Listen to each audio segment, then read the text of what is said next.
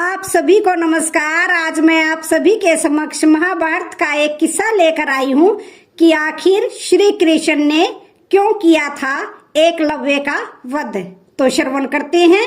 एकलव्य को महाभारत के मुख्य पात्रों में से एक माना जाता है। मान्यताओं के अनुसार एकलव्य हिरण्यधनु नामक एक निषाद का पुत्र था, जिसके कारण गुरु द्रोणाचार्य ने उसे धनुर्विद्या देने से मना कर दिया। माना जाता है कि इसके बाद एकलव्य ने अपने हाथों से द्रोणाचार्य की एक प्रतिमा बनाई और उसे ही अपना गुरु मानकर उसके सामने धनुर्विद्या का अभ्यास करने लगा और धीरे धीरे धनुर्विद्या में निपुण हो गया। एकलव्य, जिसे धनुर्विद्या में महारत हासिल थी, गुरु द्रोणाचार्य से धनुर्विद्या का ज्ञान प्राप्त किया और बाद में जाकर बहुत बड़े धनुर्धर कहलाए। क्या आप जानते हैं कि श्री कृष्ण ने एकलव्य का वध क्यों किया? यदि नहीं तो आइए जानते हैं महाभारत के इस अद्भुत पात्र के बारे में।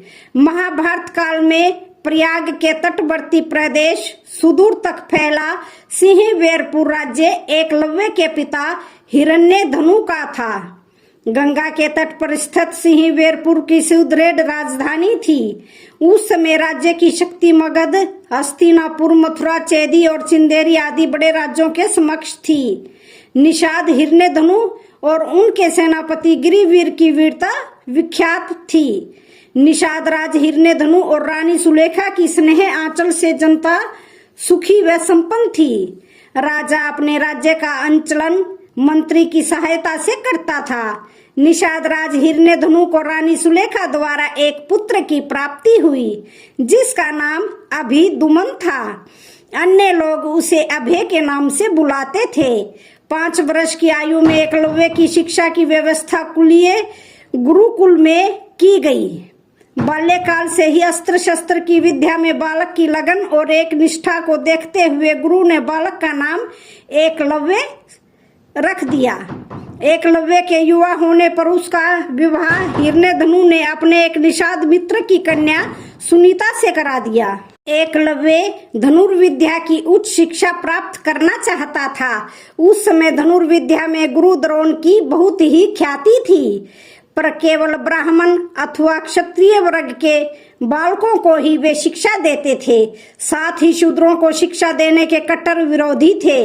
महाराज हिरण्यधनु ने एकलव्य को काफी समझाया कि द्रोण तुम्हें धनुर्विद्या की शिक्षा नहीं देंगे, परंतु एकलव्य ने पिता की बात को नहीं माना और उनकी शस्त्र विद्या से प्रभावित होकर उसे स्वयं शिष्य बना लेंगे, यह बात बोली। एकलव्य का सोचना सही नहीं था। द्रोण ने दुत्कार कर उसे आश्रम से भगा दिया। वहीं एकलव्य हार मानने वालों में से नहीं था और बिना शस्त्र शिक्षा प्राप्त किए हुए घर लौटना नहीं चाहता था। इसलिए एकलव्य ने वन में आचार्य द्रोण की एक प्रतिमा बनाई और धनुर्विद्या का अभ्यास करने लगा। शीघ्र ही उसने धनुर्विद्या में निपुणता प्राप्त कर ली।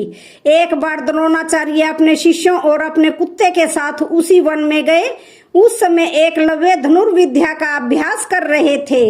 एकलव्य ध्यान मुद्रा में बैठे हुए थे, लेकिन एक कुत्ता के भौंकने की आवाज जोर जोर से आ रही थी। कुत्ता एकलव्य को देखकर भौंकने लगा। कुत्ते के भौंकने से एकलव्य की साधना में बाधा पड़ रही थी, जिसके कारण एकलव्य ध्यान नहीं कर पा रहे थे। तत्पश्चात एकलव्य ने अपना धनुष उठाया और शब्द भेदी बाण चला दिया, जिससे कुत्ता की आवाज आना तुरंत बंद हो जाता है। वह कुत्ता पांडु पुत्रों का होता है। 5 पांडव कुत्ते के मुंह को तीरों से भरा देखकर चौंक जाते हैं, क्योंकि कुत्ते के मुंह से एक कतरा भी रक्त नहीं निकला था और उसके मुंह में अनेकों तीरें भरी हुई थी। एकलव्य ने इस कौशल से बाण चलाया, जिससे कि कुत्ते को किसी प्रकार की चोट न लगे। कुत्ता द्रोण के पास भागा भागा आ गया। द्रोण और उनके शिष्य ऐसी श्रेष्ठ धनुर्विद्या देखकर आश्चर्य में पड़ गए और इस महान धनुर्धर की खोज करने लगे। अचानक उन्हें एकलव्य दिखाई दिया, जिस धनुर्विद्या को वे केवल ब्राह्मणों और क्षत्रिय तक सीमित रखना चाहते थे, उसे शूद्र के हाथों में जाता देख उन्हें चिंता होने लगी। तभी उन्हें अर्जुन को संसार का सर्वश्रेष्ठ धनुर्धर बनाने का वचन याद आया, क्योंकि गुरु द्रोण नहीं चाहते थे कि अर्जुन के अलावा कोई भी श्रेष्ठ धनुर्धर हो। दूसरा यह कि उन्होंने भीष्म पितामह को वचन दिया था कि मैं कौरव पुत्रों के अलावा किसी को भी शिक्षा नहीं दूंगा। द्रोण ने एकलव्य से पूछा कि यह धनुर्विद्या कैसे सीखी। एकलव्य ने जवाब दिया, आपसे आचार्य। एकलव्य ने द्रोण की मिट्टी की बनी प्रतिमा की ओर इशारा किया। यह सब देखकर द्रोण ने एकलव्य से गुरु दक्षिणा में उसके दाएं हाथ का अंगूठा मांग लिया। एकलव्य ने भी गुरु का आदेश मानकर अपना अंगूठा काटकर गुरु द्रोण को अर्पित कर दिया। एकलव्य ने अपने कौशल से धनुर्विद्या में पुनः दक्षता प्राप्त कर ली। इसके बाद वे अपने पिता हिरण्यधनु के पास गया। एकलव्य के पिता श्रृंगवेर राज्य के राजा थे। उनकी मृत्यु के बाद एकलव्य इस राज्य का राजा बना। एकलव्य ने अपने राज्य का विस्तार करने के लिए निषाद भीलों की एक सशक्त सेना बनाई। प्रचलित कथाओं के अनुसार एकलव्य श्री कृष्ण को शत्रु मानने वाले जरासंध के साथ मिल गया था। जरासंध की सेना की तरफ से उसने मथुरा पर भी आक्रमण भी किया। एकलव्य ने यादव सेना के अधिकतर योद्धाओं को मार गिराया था। जब ये सूचना श्री कृष्ण के पास पहुंची तो वे युद्ध करने आ गए।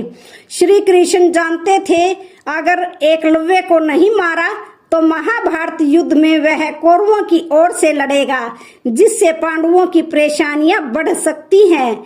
जिसके बाद श्री कृष्ण और एकलव्य के बीच युद्ध हुआ, जिस दौरान एकलव्य श्री कृष्ण के हाथों मारा गया था। एकलव्य के वध के बाद उसका पुत्र केतुमान राजा बना था। बता दें कि महाभारत युद्ध में केतुमान कौरवों की सेना की ओर से पांडवों से लड़ा था और भीम के हाथों मारा गया था। विष्णु पुराण और हरिवंश पुराण में उल्लेख है कि निषाद वंश का राजा बनने के बाद एकलव्य ने जरासंध की सेना की तरफ से मथुरा पर आक्रमण कर यादव सेना का लगभग सफाया कर दिया था। यादव वंश में हाहाकार मचने पर जब श्री कृष्ण ने दाहिने हाथ में महज 4 उंगलियों के सहारे बाण चलाते एकलव्य को देखा तो उन्हें इस दृश्य पर विश्वास नहीं हुआ था। एकलव्य अकेले ही सैकड़ों यादव योद्धाओं को रोकने में सक्षम था। कहते हैं कि इसी युद्ध में श्री कृष्ण ने छल से एकलव्य का वध किया था। ऐसी मान्यता है कि श्री कृष्ण ने उन्हें द्रोण से बदला लेने के लिए फिर जन्म लेने का वरदान दे दिया था। श्री कृष्ण के वरदान के बाद एकलव्य ने द्रुपद के बेटे धृष्टद्युम्न के रूप में जन्म लिया और महाभारत के युद्ध के दौरान उन्होंने अंगूठे के बदले में द्रोण का सिर काट दिया था। द्रुपद की पुत्री ही द्रौपदी थी, जो धृष्टद्युम्न की बहन थी। एकलव्य के जीवन से क्या शिक्षा मिलती है? एकलव्य के संपूर्ण जीवन में हमें किसी भी परिस्थिति में हौसला नहीं हारने की शिक्षा मिलती है। हमें हमेशा सीखते रहना चाहिए और हमें खुद पर काम करते रहना चाहिए, ताकि हम हर परिस्थिति में अपने आप को ऊंचा कर सकें। एकलव्य के जीवन में अनेकों परेशानियां आई, परंतु वे घबराए नहीं, जिसकी वजह से ही वे इतिहास में अपनी अलग ही पहचान के साथ सदा लोगों की याद में रहते हैं। तो आज की वीडियो का यहीं पर समापन होता है। वीडियो अच्छी लगे तो चैनल को लाइक शेयर